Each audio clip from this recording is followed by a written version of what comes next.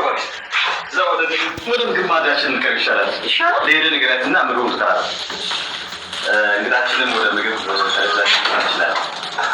እሺ በመጨረሻ ይቅርታዬን ስለተቀበልከኝ አመሰግናለሁ። ምንም አይደል። ባይሆን በዚህ ውሳኔ እንድትጸጸት እንደማታደርግኝ ተስፋ አለኝ። ማለት አሁንም አምራን እያታለለችኝ ነው ብለህ ታስባለህ እንዴ? ታውቂ የለ አብረን በነበርንበት ጊዜ አንቺን በማንም ሰው ጠርጥሬሽ አላውቅም ነበር። እንደዛ ያመንኩሽ እንደዛ እየወደድኩሽ እኮ ነው ልቤን የሰበርሽው። ቆይ ለምንድን ነው ወደኋላ የምትመለሰው? አሁን ከልቤ ቅርብ ይሻለው እያልከኝ ነበር። ለምንድን ነው ያለፈው ጥፋቴን የምታስታውሰኝ? ምን ላድርግ አምራን? አሁንም እኮ የፊታችን ነገር ሲያሳስበኝ እኮ ነው። በሚወዱት በሚያምኑት ሰው መከዳት እኮ በጣም ከባድ ነው። ህመሙ እኮ ይከብዳል። ታዲያ አሁንስ ቢሆን የሆነ ነገር ተፈጥሮ እንደገና ድጋሚ ምንም የሚያሳስብ ነገር የለም አልኩህ እኮ ይወድ። በቃ ለቤተሰቦች እንደታረቅን ትነግራቸዋለህ። ከዛ እንጋባለን፣ አለቀ። ምን እያልሽ ነው? እንደዚህ አንታረቅ ስትኝ የነበረው በፍጥነት ለመጋባት ነው? አሁንም ተሻክሎ ነገሮችን እንደዚህ ለማድረግ መሞከር ምን ማለት ነው? በእርግጥ ቤተሰቦችን አስቀይሜያቸዋለሁ። እነሱን የምክሳቸው ደግሞ ለአንተ ጥሩ ሚስት ለልጄ ደግሞ ጥሩ እናት በመሆን ነው። እኔ እንጃ አላውቅም። ግን አሁንም እኔና አንቺ ተጋብተን ለመኖር ብዙ መንገድ የሚቀረን ይመስለኛል። ስትል ብቻ ይቅር ካልከኝ በኋላ ተጣልቼሻለሁ ልትለኝ ባልሆነ እንደዛ ነው።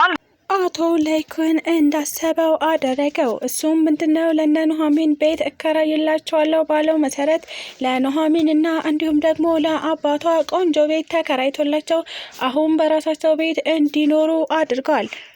አቶ ላይኩን በተጨማሪም እየኖሩ ያሉበት ቤት እንደሚሸጥ ነግረውኛል።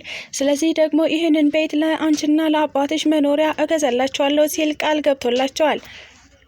የወይዘሮ ዝናሽ ልጅ ማለትም ዳግም አሁን ከሙሉ ቤተሰቡ ጋር ተቀላቅሎ ይገኛል።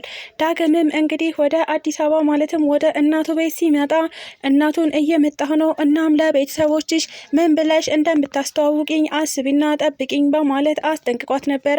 ነገር ግን ወይዘሮ ዝናሽ ወደ እኔ አትምጣ፣ በፍጹም እኔ እዛው ሆነ ገንዘብ እልክልሃለሁ፣ ስለዚህ ከኔ ርቀህ ኑር ብትለውም ዳግምም በዚህ ሀሳብ አልስማማም በማለት ወደ ቤተሰቡ ለመቀላቀል መጥቷል። ሰላም ውድና የተከበራችሁ የዩቲዩብ ቤተሰቦቼ እንዴት ናችሁ? ደህና ናችሁ? እኔ እግዚአብሔር ይመስገን በጣም ደህና ነኝ። እንኳን ወደ ቻናሌ በሰላም መጣችሁ እያልኩኝ ለዚህ ዩቲዩብ ቻናል ደግሞ አዲስ ከሆናችሁ ላይክ፣ ሼር፣ ሰብስክራይብ በማድረግ ቤተሰብ ሆኑ። እንዲሁም ደግሞ ሀሳብ አስተያየት ካላችሁ ኮሜንት ላይ አሳውቁኝ። ለዛሬው ደግሞ ኑሐሚን ፊልምን ክፍል 34 ይዤላችሁ መጥቻለሁ። እስከ ቪዲዮ ፍጻሜ አብራችሁኝ ቆዩ። ኑሐሚን እንግዲህ የባለፈው ክፍል ላይ እንዳየነው ኑሐሚን በእርግዝናዋ ምክንያት አባቷ ጠልቷት እንደነበረ እናም ደግሞ እሷም እራሷን ለማጥፋት ሙከራ እንዳደረገች ከዛም ዳግም ከራሷን ማጥፋት አደጋ እንደጠበቃት እናም እራሷን እንዳታጠፋ እንዳደረጋት አይተናል።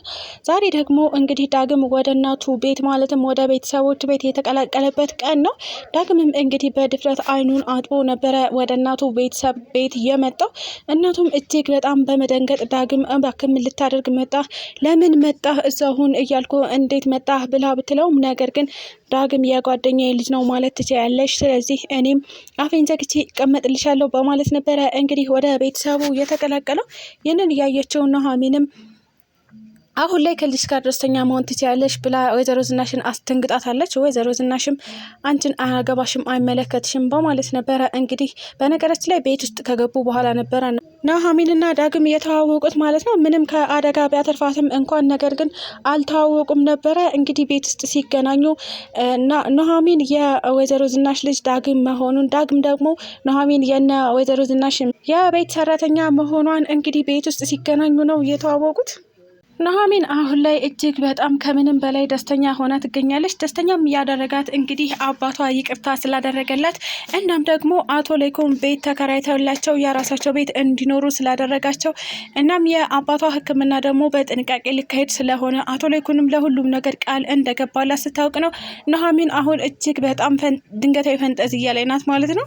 ወይዘሮ ዝናሽም ምንም እንኳን ለሚስጥሯ ብትጠነቀቅ ነገር ግን አሁን ላይ አቶ ለይኩን ለኑሐሚን ቤት እገዛላቸዋለሁ ያለውን ሀሳብ በፍጹም አልተስማማችበትም። እናም በተደጋጋሚ እየተቃረነች እናም ይህ ቤት አይገዛም፣ ሕክምናውን ብቻ ነው እንድታደርግ የምፈቅድልህ ስትል ትገኛለች።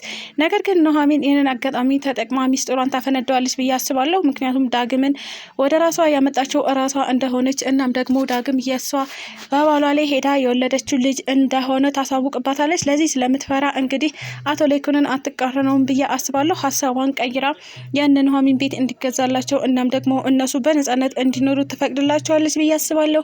ዳግምም እንግዲህ የምፈልገውን ካላደረግሽልኝ አሁኑኑ ለቤተሰቦችሽ ሁሉንም ነገር እናገራለሁ፣ እኔ በትዳርሽ ላይ ሄደሽ የወለድሽኝ ልጅሽ እንደሆንኩኝ እናገርብሻለሁ በማለት እያስፈራራት የሚኖር ይመስለኛል። እናም ዳግም በዚህ ሀሳብ የሚፈልገውን የሚያገኝ ይመስለኛል።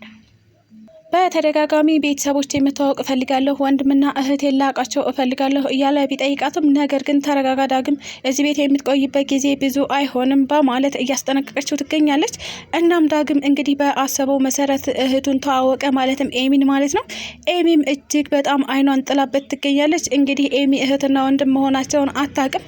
ምናልባትም ቀስ በቀስ ከዳግም ፍቅር ይዛት ይሆናል። የዛኔ ልጇን ከጉድና ከመከራ ለማውጣት እንግዲህ ዳግም የእኔ ልጅ ነው ብላ ትናገር ይሆናል ወይዘሮ ዝናሽ ማለት ነው። ነገር ግን ኤሚ ለእናቷ የጓደኛሽ ልጅ እጅግ በጣም ውብና ቆንጅዬ ነው፣ ሲያዩትም መልከ መልካም ነው፣ ቁመናውም ደስ ይላል፣ እናም በጣም አድንቄዋለሁ ስትል ነበረ ለእናቷ የነገረቻት። እናቷም እንግዲህ ልጇን ከአደጋ ለመጠበቅ እባክሽ እሱ የኤርሚያስ አይነት ወንድ ነው፣ ማለትም ከኤርሚያስ የባሰ አለሌ ወንድ ነው፣ ስለዚህ አርፈሽ ተቀመጪ ብላ ነበረ እንግዲህ ኤሚን ገጣት የሄደችው። እማዬ ምን ለማለት እየሞከረች ነው? ከኤርሚያስ የባሰ ማለት ኤርሚያስ ይሄን ያክል አይነት ሰው ነበር እንዴ ስትል ነበረ እንግዲህ ኤሚ ተገርማ ጥላ የሄደችው። ነገር ግን አሁን ላይ ስለ ኤርሚያስ ሁሉንም ነገር ለማወቅ የጓጓችው ኤሚ ኤደንን ስለ ኤርሚያስና እዚህ ቤት ደግሞ እኔ በሌለሁበት ሰዓት ስለተፈጠረው ነገር እያንዳንዱ በዝርዝር አስረጅኝ ስትል ጠይቃታለች። ኤደንም እንግዲህ የወሬ አመል እንዳለባት እናውቃለን። እናም አንድም ነገር ሳታዛባ ነበረ ለኤሚ ሁሉንም ነገር የነገረቻት። ማለትም ኤርሚያስ በአንድ ድንጋይ ሁለት ወፍ እንዳንጠባጠበ እናም ሁለቱንም እሱ እንዳስረገዛቸው እያንዳንዱ በግልጽ ነገረቻት። ኤሚን በዚህ ነገር ተገርማ የጀረዛ ወሬኛ ማውራት ያለብሽን በስነ ስርዓት አታወሪም ብላ ነበረ እንግዲህ ኤደንን ጥላት የሄደችው። አሁን ላይ ዳግምም ስለነ ኑሐሚን እያንዳንዱ ነገር ማወቅ ይፈልጋል። እሱም ምንድነው ለምንድነው ከዚህ ቤት ያባረራችኋት? እናም ደግሞ ሁላችሁም በክፉ አይናችሁ የምታዩት ለምንድነው? ኑሐሚን ምንድነው ጥፋቷ? ሲል እናቱን እንዲሁም ደግሞ ኤደንን ጠይቋቸው ነበረ። ነገር ግን ሁለቱም ተመሳሳይ መልስ ስለመለሱለት ናሆም እጅግ በጣም ተገርሟል። ማለትም ለሰው ያላቸው ጥላቻ በዚህ ልክ የሆነው ለምንድነው ብሎ አስቧል። እናም ኤደን እች ልጅ ምን አስነክታቸው ነው? ወንድ ሁሉ ለምንድን ነው እሷን የሚያየው? እናም ደግሞ እኔን ቀና ብሎ የማያየኝ ለምንድን ነው ስትል ነበረ እንግዲህ የተገረመችው። ነገር ግን ዳግም ኤደን ሴት መሆኗን እንኳን ቼክ አላረጋትም፣ ማለትም ቀና ብሎ አላያትም። እናም ይህ ነገር በጣም አስገርሟታል።